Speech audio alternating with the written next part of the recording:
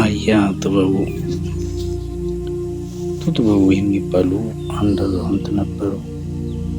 ከዕለታት አንድ ቀን ወደ እርሻ ደፋ ቀና እያሉ ሲሄዱ አንዲት መልከ መልካም ሴት ከመንገድ ዳር ቁጭ ብላ ስታለቅስ ያገኛሉ።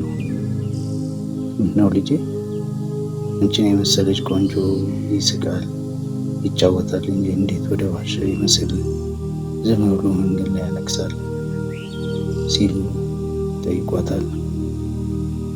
እሷም አባቴ የማለቅሰው ዝም ብዬ ሳይሆን እግረ ቀጭን እንደ ሰሳ ልበ ሙሉ እንዳንበሳ እያለ ጠዋት ማታ ራሱን የሚያሞካሽ እኔን ሲሻው አቅመቢስ ሲሻው ቀልበቢስ እያለ የሚያናንቅና ተስፋ የሚያስቆርጥ ባል አጋጥሞኝ ሆድ ቢብሳኝ ነው ትላቸዋለች።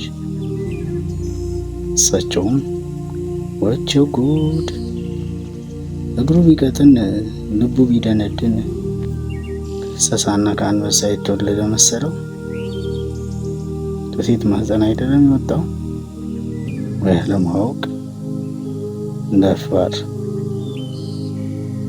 ታዩ እያደር ልብ ሲገዛ ይተዋል። እስከዚያው ትንሽ ወደ ሰፊ መሆን ጥሩ ነው ልጄ አሏት። እሷም እንባዋን ጥርቅ አድርጋ ተነሳችና ቀስ እያለች ወደ ቤቷ አዘገመች።